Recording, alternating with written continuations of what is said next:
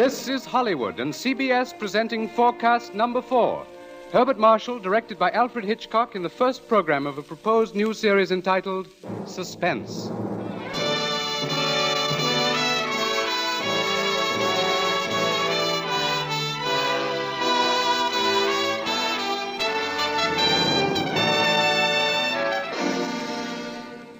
Tonight's Forecast program, ladies and gentlemen, represents the ideal form of collaboration. Mr. Alfred Hitchcock, brilliant English director of such outstanding motion pictures as The 39 Steps, Rebecca, and Foreign Correspondent, was eager to create a very special type of radio drama, the suspense story. As narrator and star for his production, he thought at once of the distinguished actor with whom he had been associated in countless British film successes, Herbert Marshall. Mr. Marshall suggested that they dramatize a certain favorite story of his. And that story happened to be the very one Mr. Hitchcock had had in mind. Mrs. Belloc Lowndes' classic in Chills, The Lodger.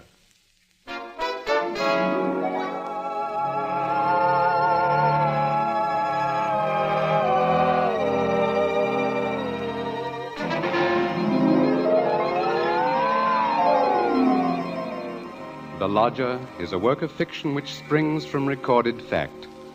A story which begins in the year 1888 in London. A London terrorized by the fifth in a succession of recent murders. It was believed that these deeds were the work of one person, a tall, gaunt figure in a black Inverness cape, carrying a small, narrow bag.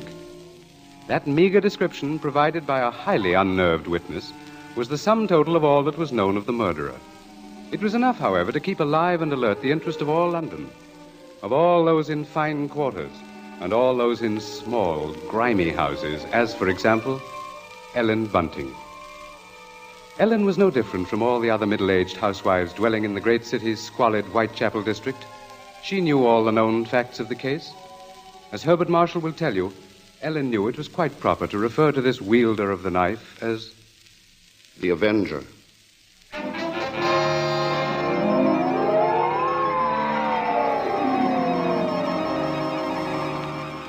Of course, Ellen Bunting was far more concerned with her personal problems than with thoughts of the Avenger. Yet the case of that strange, elusive killer quite often forced all other matters from her mind. There was that mad, meaningless scheme he seemed to follow. All his victims, for example, had been women. All had been young, attractive, and, oddly enough, blonde. But Ellen could no more understand the motive for his brutal slashings than could the police. This night, she and her husband, Robert Bunting, sat before their fireplace reading the newspaper account of the latest murder. The Avenger had struck again.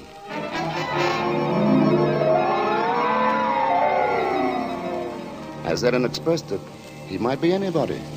He might be the fellow you pass on the street. Standing next to you.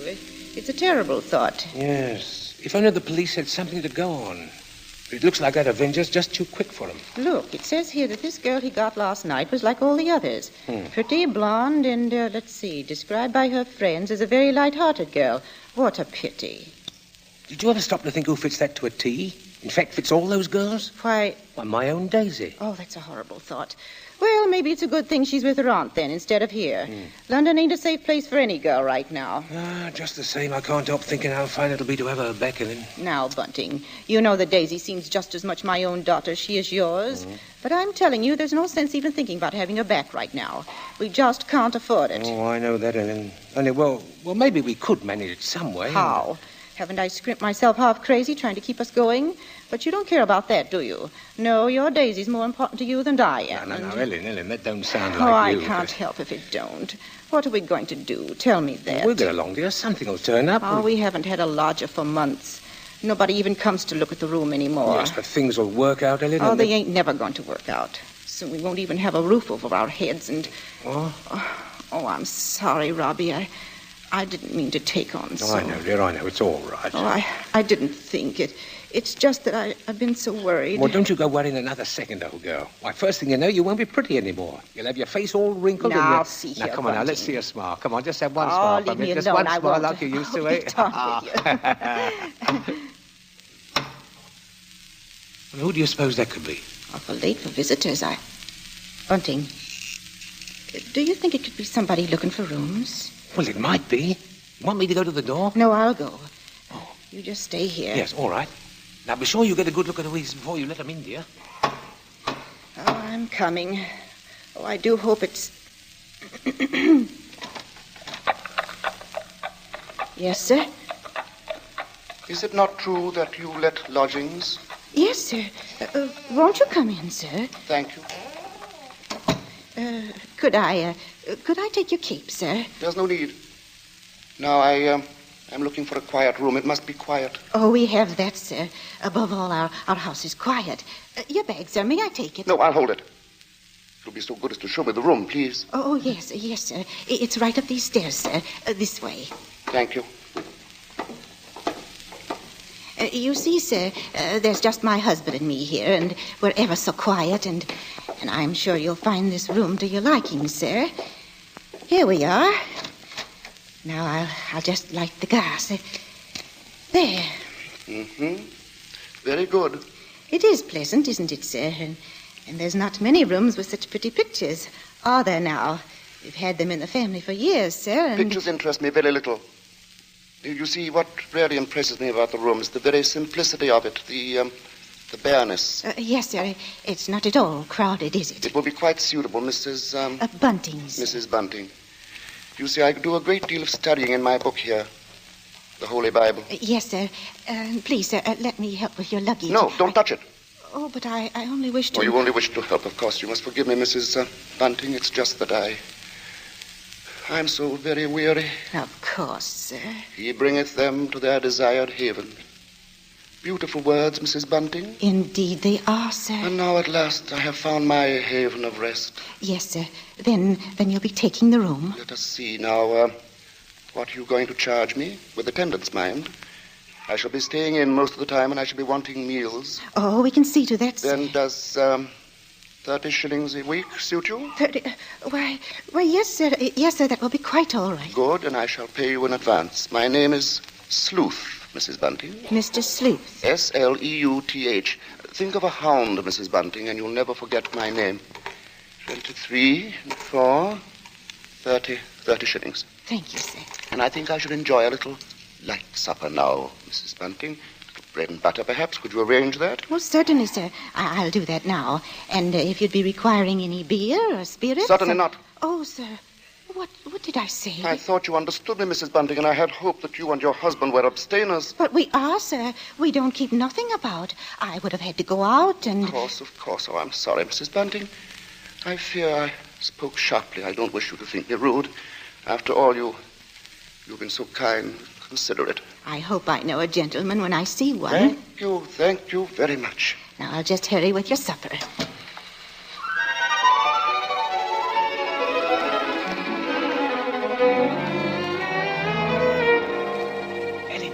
Ellen, did he take the room? No, don't bother me now. I have to get him some supper. What did you mean? Come to the kitchen where he won't hear us. He took it, Ellen? Yes, He took the room? Yes, we're all right now. Look, 30 shillings. A week in advance. Oh, it's wonderful. Wonderful.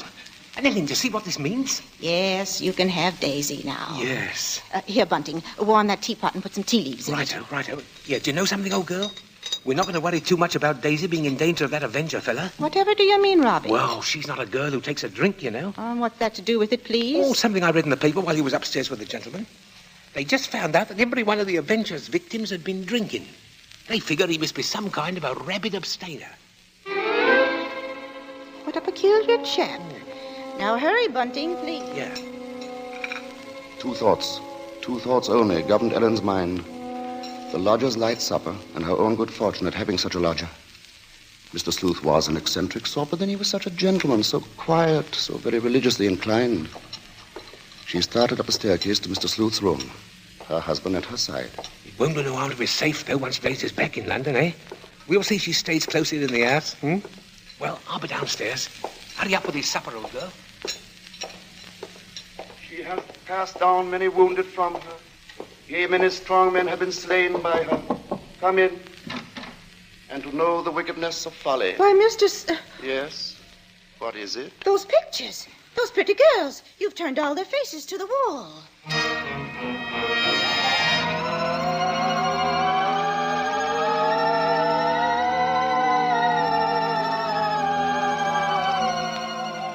And that maneuver, that strange action, was the beginning of Ellen's concern.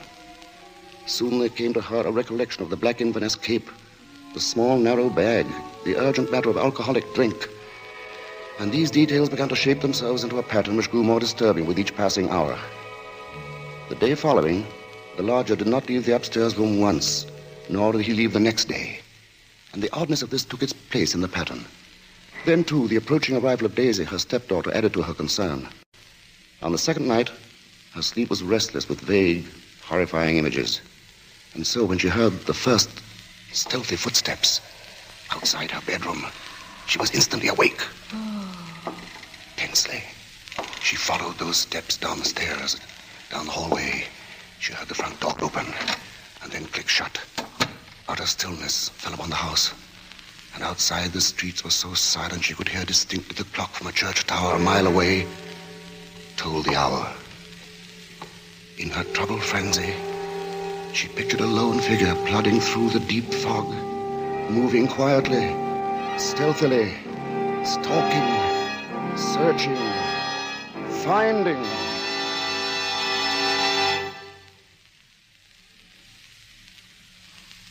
When, soon after she heard the lodger return, she sought to quiet the horrible dread which had possessed her.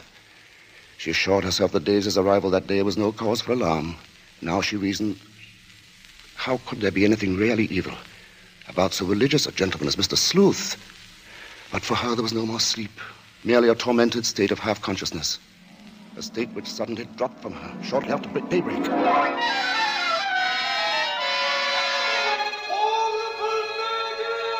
Horrible murder. That was the piercing scream of a newsboy far down the street. The Avenger strikes during night! Ellen Bunting heard the boy cry out the Avenger's latest stroke, made during the night.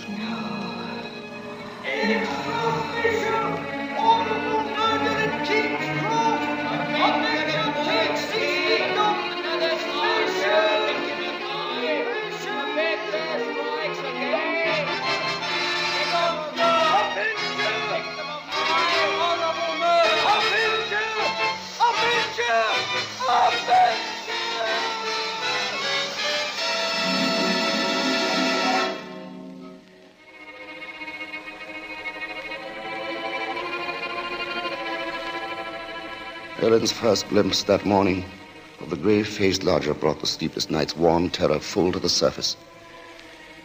But on the next instant, she saw the pitiable, helpless weariness in his eyes, and curiously the terror began to pass. She found that she was hoping desperately that her fears were unfounded. Earlier, she had determined to tell Bunting of the awful convictions in her mind.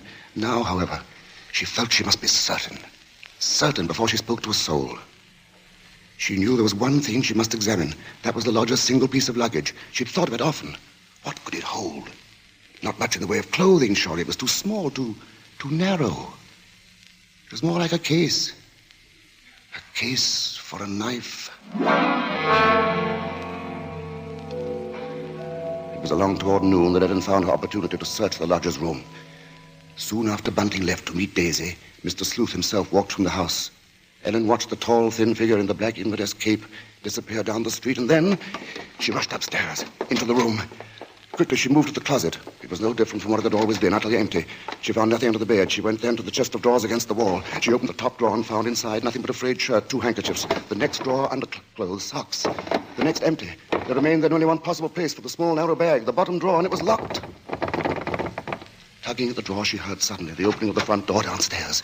Panic-stricken, she rushed out of the room and down the hall to the head of the stairs. Upstairs, Ellen? Ellen, Daisy's here. Oh, Mother Ellen, it's so good to see you. And whatever's the matter? Yes, you've gone quite white. Oh, well, I'm all right. I wasn't expecting you so soon. Oh, you don't know how fine it is to be back, Mother Ellen.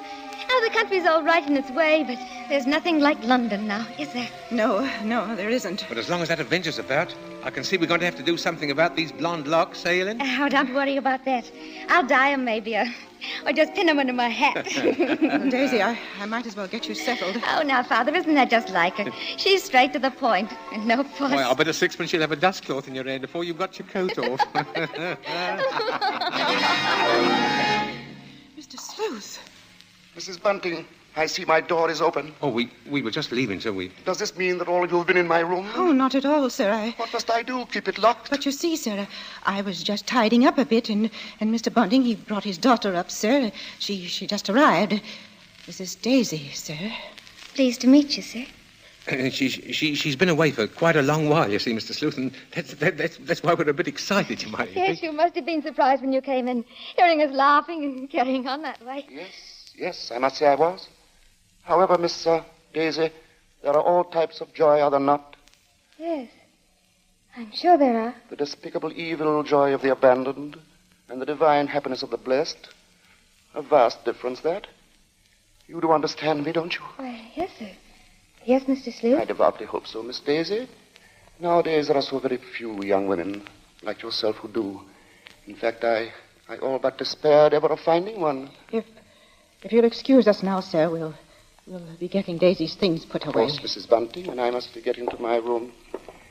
Believe me, Miss Daisy, it's been a revelation to meet you. Oh, thank you, sir. I'm sure we shall have much to discuss. He's a queer one, all right. But such a gentleman, isn't he?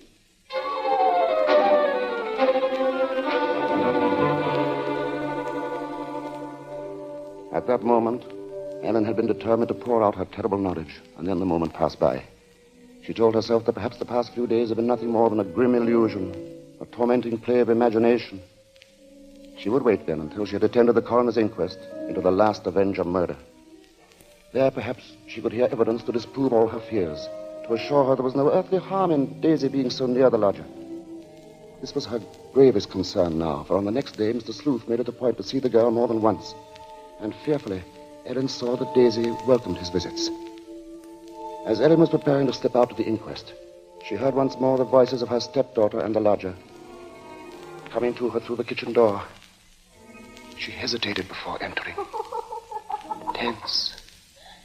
Strangely apprehensive. I do believe, Mr. Sleuth, I've never known a gentleman with such funny ideas. Oh, Mother Ellen, you should hear what Mr. Sleuth was just saying. Perhaps, Daisy, you would excuse yourself and... He thinks people, and especially girls, should spend all their time praying. I sought to explain, Mrs. Bunting, that all women are placed on this earth filled with evil. They therefore must struggle constantly to find the paths of righteousness. Why, Mr. Sleuth, you mean a girl's not to enjoy life at all? Not to have fun? Frivolity, my child, is the devil's breeding ground, and all his implements are there. Temptation, pleasure, wine. Oh, that's crazy. Well, there's nothing I like better than a glass of wine, and I'm not... You drink. She didn't know what she was saying, Mr. Sleuth. Just a child, and Daisy, you'd better go now. But I didn't say nothing wrong. What's the harm in a glass of wine? She lieth in wait as for a prey, and increaseth the transgressors among men. Well, I don't know what you mean. I never heard such nonsense. You call Holy Scripture nonsense? So what I prayed against is true. You are beyond salvation. That's not so. I'm a good girl, I am, and I won't have you saying that. Daisy, go into the front room. It's quite all right, Mrs. Bunting. I must be going upstairs anyway. I'm used to being misunderstood, you know. People never realize that my efforts are simply for the greater good of humanity. Of course, sir. And that the power on high will direct my hand toward the expulsion of all evil. Daisy, listen to me. Yes? I've got to tell you about... About what, Mother Ellen? Nothing. I've got to go out for a while now. I'll be back.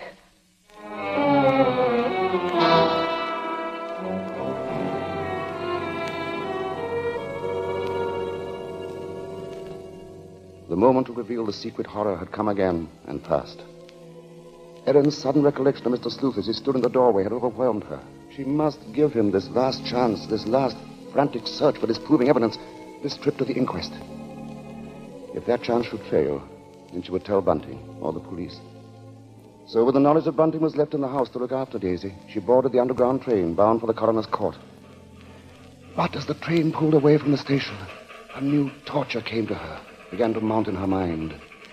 It was the sudden realization that provided Sleuth was the murderer, she was equally responsible for his crimes.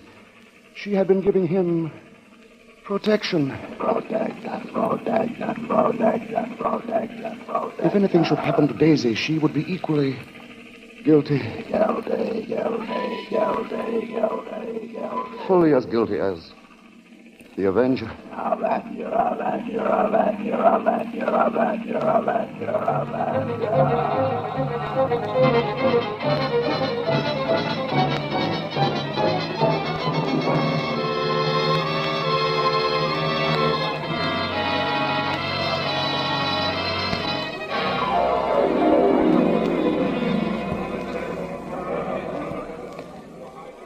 Ellen, seated at the rear of the small but crowded inquest room, listened to each of the witnesses as they were called.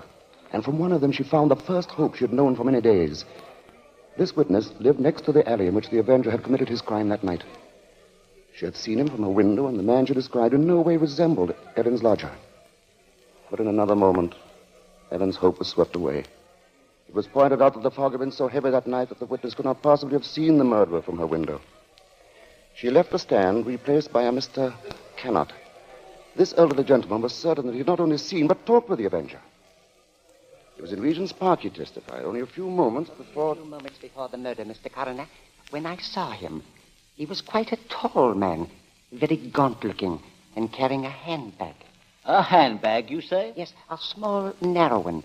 Just such a bag, I might add, as might contain a knife. As Ellen heard these words, the tension which had been mounting up within her became almost unbearable. Rigid with horror, she gripped the arms of her chair. She heard the coroner... I shall have to ask for more order in the court. And now, Mr. Cannot, I understand you heard this man speak. Oh, yes. He had a rather high, hesitating voice. An educated man, I would judge, but quite mad. What do you mean by that? Well, as he emerged from the fog, he was talking aloud to himself. Believe me, sir, he was reciting scriptures from the Bible.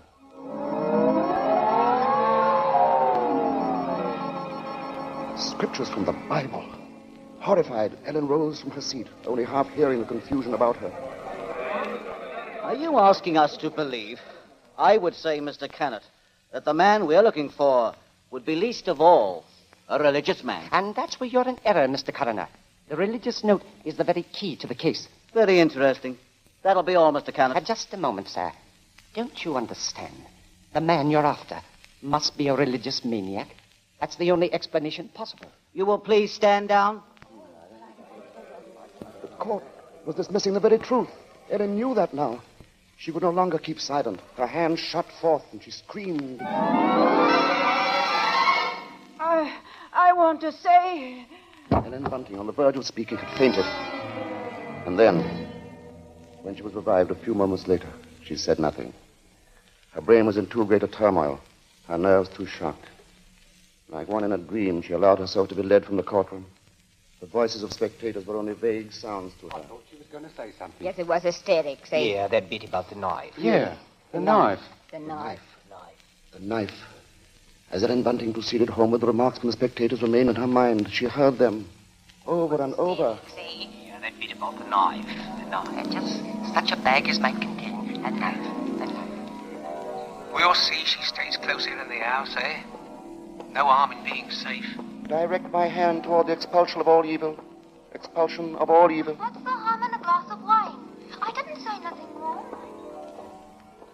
As Ellen neared her neighborhood, her dread increased. With each moving footstep, the grip of terror grew tighter about her. She moved faster. If only she were in time. She was 2 streets away from the house. Then one. Then she saw Bunting. Sharply, like the thrust of a knife, she realized what this meant. Daisy was left alone with the lodger.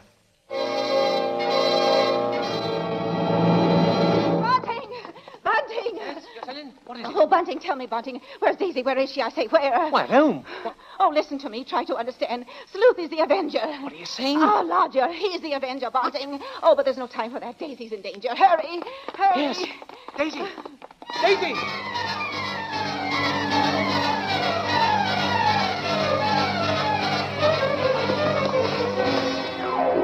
Here we are, Bunting. Here we are. Daisy!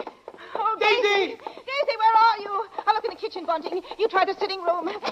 Daisy! Where are you, Daisy? Answer me, Daisy! Oh, Try the bedroom. she's not here. What about the dining room? Look, she's not there. She's not downstairs. Then there's just his room.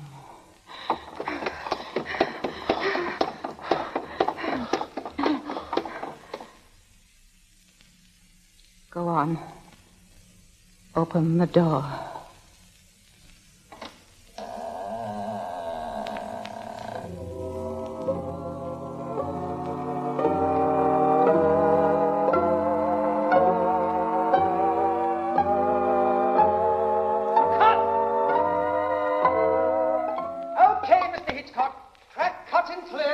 Say, cut. What's the idea, Hitch? I have a few more lines to do. As Mr. Marshall, the narrator, you have. Not as Mr. Sleuth, the lodger. Hitch, you can't stop the play right here. It isn't fair, you know.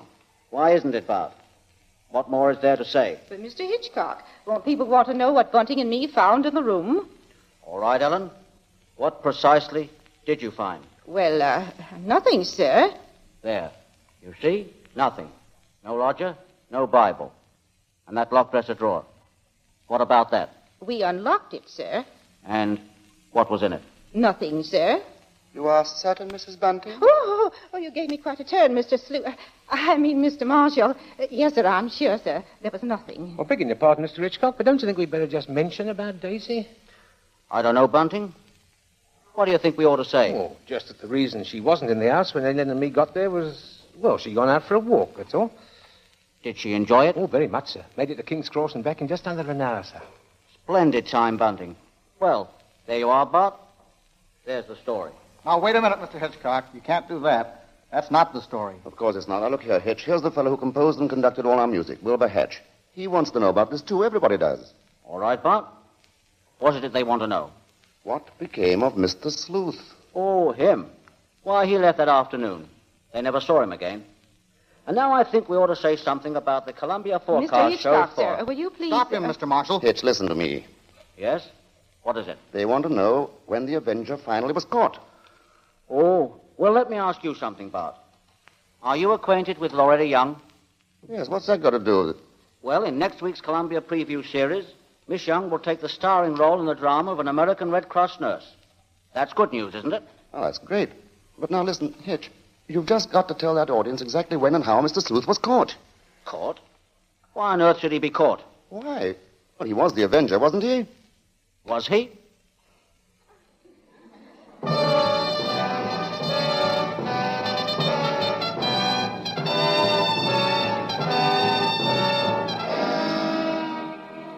Your guess, gentle listener, is as good as ours.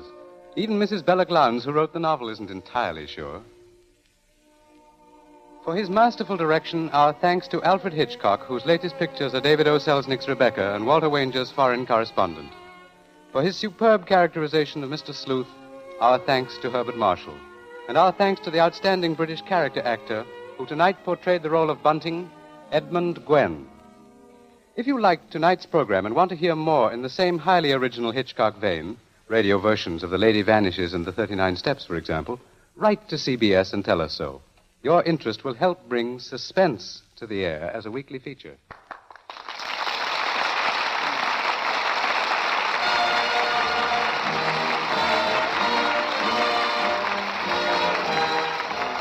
Forecast next week presents from Hollywood, Loretta Young in Angel, first of a proposed series based on the adventures and the romance of a typical Red Cross nurse. From New York, a new sort of comedy show, Ed Gardner as Archie in Duffy's Tavern, with Gertrude Neeson, Colonel Stoopnagle, Larry Adler, and John Kirby's orchestra.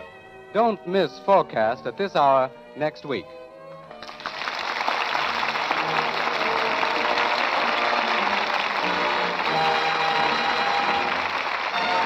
Thomas Freebanson speaking. This is the Columbia Broadcasting System.